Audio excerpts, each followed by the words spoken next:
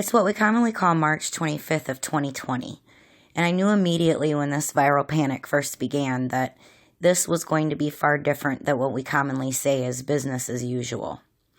I'm sharing some observations I've made at this point, and I hope that some of you listening out there can answer some of the questions that I have, despite my best efforts, not yet found the answers for. If we go back to what we commonly call February 26th of 2020, I'm going to have you take note of two things here to focus on. The first is that for many who practice Christianity, this is the date for something known as Ash Wednesday and marks the beginning of something commonly known as the season of Lent. What is the season of Lent? It's also the season of sacrifice, as it's known. On what we commonly call February 26th of 2020, the Pope at the Vatican went ahead with the Ash Wednesday Mass he performed for the Roman Catholic Church, marking the beginning of the season of Lent, or the season of sacrifice. This was already amidst the viral panic that was about to begin worldwide, already being reported how bad this new virus was taking a hold of the people in Italy. Of course, that's where the Vatican is, in Rome. On the same day, what we commonly call February 26th of 2020, who we know to be the President of the United States, Donald Trump, held a press conference in which he appointed who we know to be the Vice President of the United States, Mike Pence, head of a new, what he called, coronavirus task force to manage what will soon become a viral panic.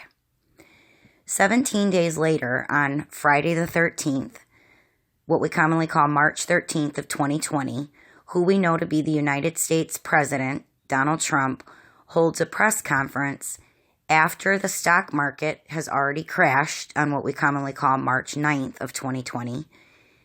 But this press conference is different.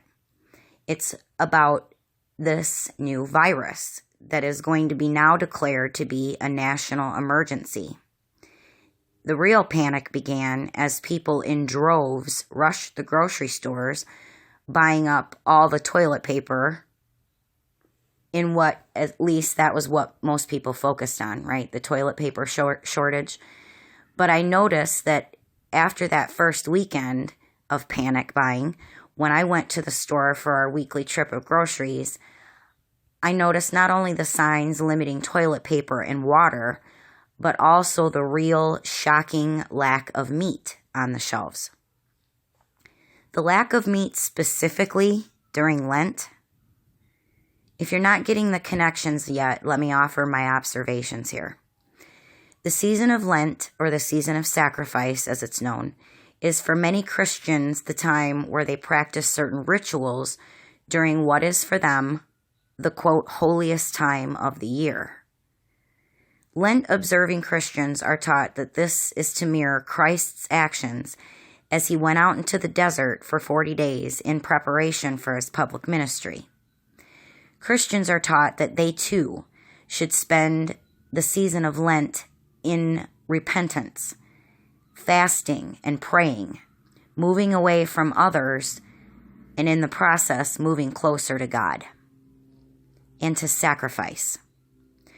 So also, one of the traditional things that many Lent practicing Christians are also taught to do is specifically sacrifice not just things like alcohol or Facebook or Twitter during the season of Lent, something that you give up, but specifically to sacrifice the eating of meat during this time. Now, mind you, we're also hearing about, quote, social distancing becoming a new meme along with the viral narrative to go with it. Now, remember, during Lent, you are to move away from others and in the process, moving you closer to God. The very next day, on what is commonly known as Saturday, March 14th, 2020, who we know to be President Trump holds another press conference. But this one was very different even than the previous one. He told everyone listening that the stock market had the biggest bounce back day in history, and at the same time announces a massive financial plan to help with everyone, affected by this viral panic. He said he himself was tested for this virus and sent the message encouraging more social distancing. No handshakes is what he mentioned specifically. If you watch this press conference, you probably didn't notice a few other things that were missing. Normally, when you see the President of the United States speaking, according to at least the U.S. Code about flag protocol, the U.S. flag will always be to the right of the United States President, and on the left, you will see the Executive Office of the President of the United States flag. This is flown to symbolize the presence of the President of the United States. The same seal that's on this flag, you usually also see attached to the front of the podium from which the United States President speaks. This is to symbolize to all that are watching or listening that the words spoken are under seal of the Executive Office of the President of the United States, right? If you can read the symbol, that is what it's interpreted to mean. The flag of the Executive Office of the United States President and the seal on the podium are gone as of what we commonly call March 14th of 2020, and they haven't appeared since. After who we know to be President Trump declared a national emergency, that is. So all the words spoken from that press conference and all those since have not been under those Executive Office of the United States President seal. Do you see things starting to connect yet? Look at the sign behind who we know to be Trump when he's speaking, and others as well. The sign that's there too, and on the podium, instead of the United States President seal. What you'll find reads in all capital letters, the White House, Washington. It does not say Washington, D.C., which is where we all know the White House is in reality, right? Then why doesn't the sign show that anywhere? Because they're showing you non-verbally, but symbolically, clearly, these offers to contract with us, the real people, are being communicated in total fraud here. We're not yet reading things right to see it, even though most of us are capable of reading.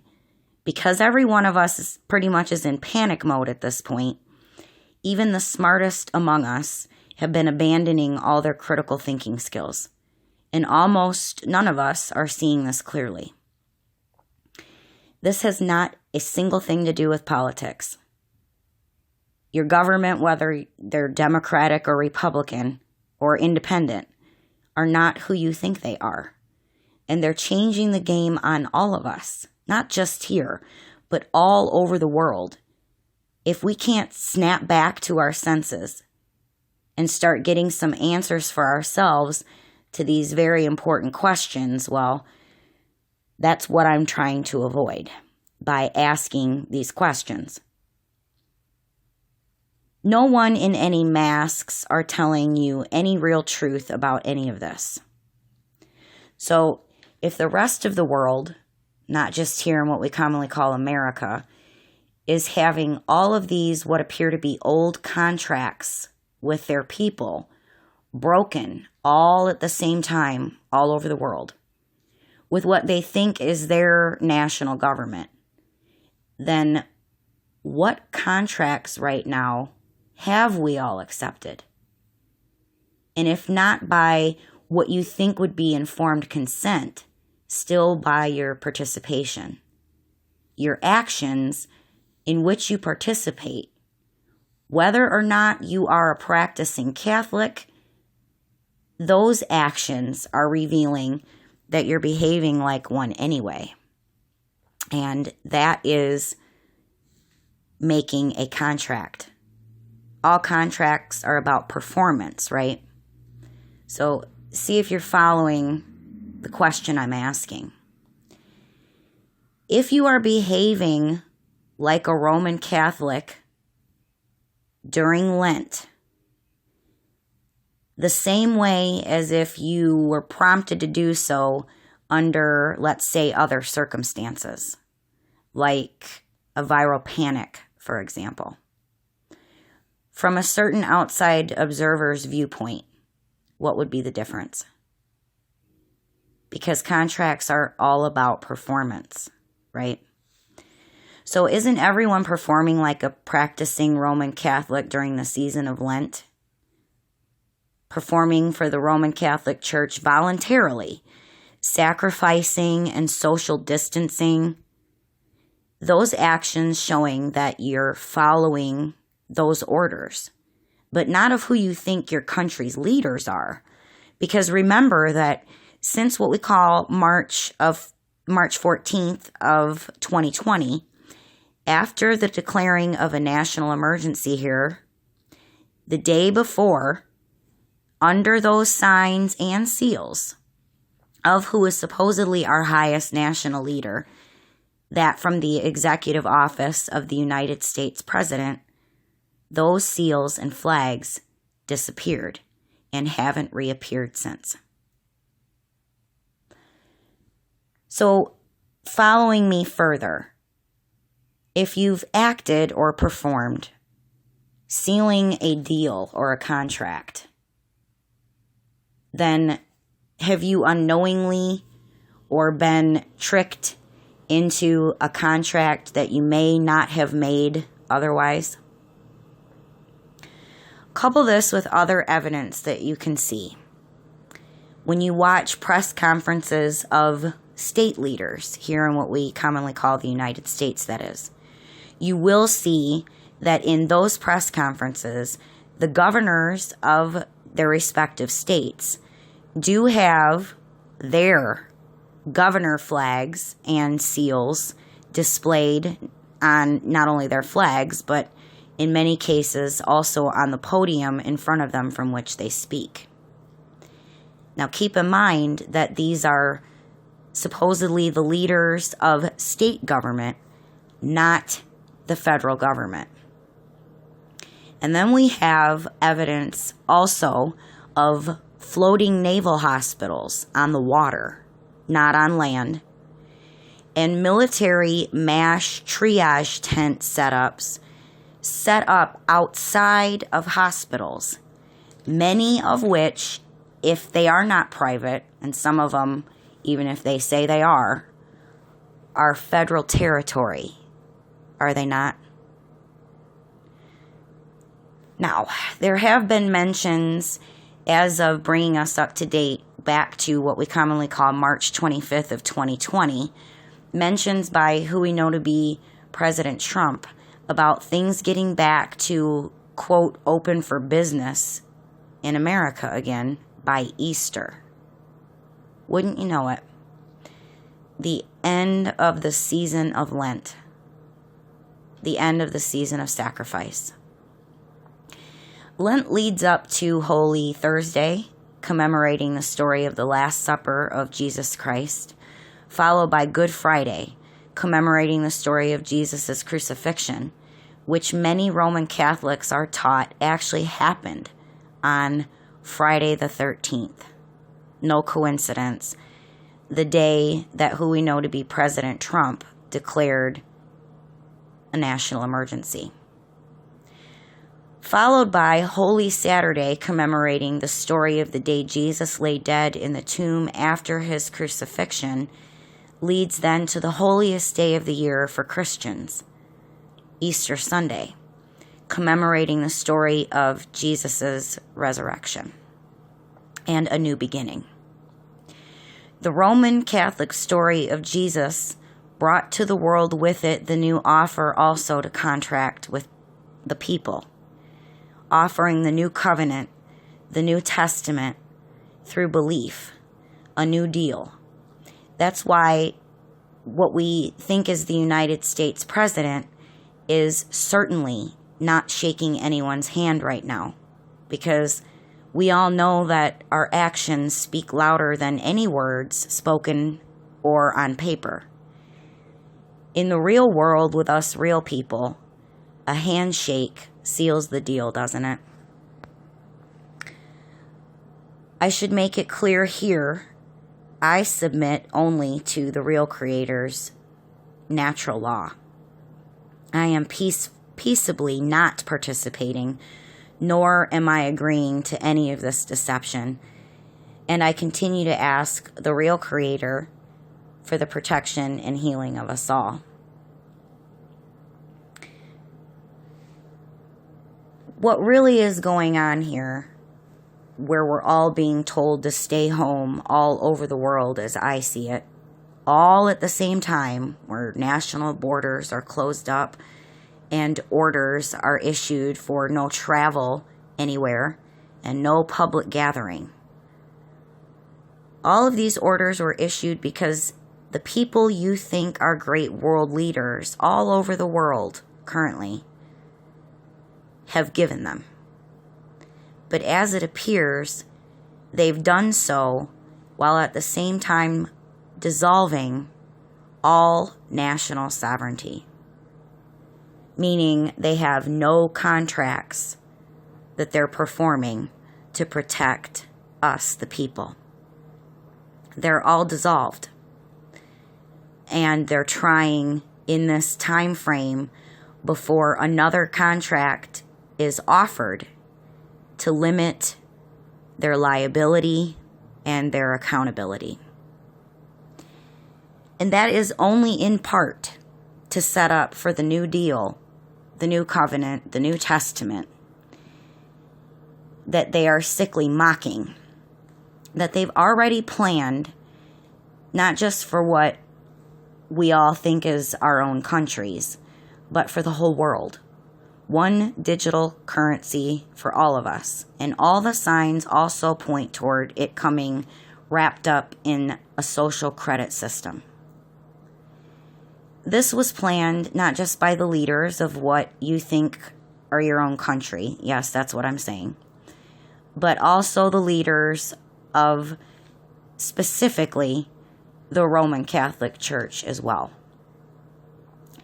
Now, even if you're a practicing Christian, who I am in no way trying to offend, who is voluntarily participating in this Lent season and other religious observances that are important to you, what if one day you change your mind for whatever reason? Should you be forced, after changing your mind against your consent, to continue to act like in this case, a practicing Christian anyway? Or be threatened, let's say, with the source of your digital money that could be deleted by anyone, including maybe church leaders or world leaders? And look around at how many people that you've witnessed have been panicking so far. And in the process, acting like Lent practicing Roman Catholic Christians infected with a zombie viral panic in their minds. This was created and planned for us to make real. Are you going to put your faith in these same people once you can start asking some of these questions and making these connections for yourself? I can't. Nor can I ignore the catastrophe of what this digital currency system with a social credit system to go with it, if they're governing it and could wipe any one of us out at the touch of a button, if they didn't like something you said, what would you do then? I know it's the real Creator's work to wake people up. The only work I have while I am wide awake is to honor the Creator who did wake me up in the first place, to keep asking questions to keep speaking the truth wherever I find it, and to stand upon it strong when I do. I do this in a way to honor the Creator for the blessing I recognized I received by being able to even make these connections and ask even more questions. This is so much bigger than most people in the world can see yet, but I'm sharing it for anyone who can, and hopefully some of you can help us see even better. There are no real world leaders any of us should be believing. They mask the truth they tell with deception, and they even do this showing all the telltale red flag warning signs as they speak, while at the same time they silently remove real flags and seals, and yet still continue to issue orders. And before I close out, that's the final point I want to make. Soldiers follow orders, don't they? That's what they signed up for or are contracted to do, right? That's how they perform. And when they do, they get compensated for following those orders. Yet, we're all following orders for free while giving away our freedoms. What sense does this make? Can we see the deal that this is unknowingly setting us all up for? Current soldiers, veterans, those of you who call yourselves patriotic, those of you who know flag protocol, those of you who've studied the law, those of you who know that your rights come not from any piece of paper, whether it be government or religious, or from any flag flown or not flown or shown, but from the Creator's natural law, and that's all. I'm talking, hopefully, to you first. Are any of you seeing any of this? That this is so much bigger than any of this virus story or stock market crash or even the kind of money that all of us in the world are going to be contracted to use soon if we don't do something different? All this can be made so much better if enough of us start asking these same questions, not taking up arms to go to war, but just standing with belief-shattering knowing and peaceably saying no. Then going about our own way, encouraging the gardens in our own lives and communities to heal and grow.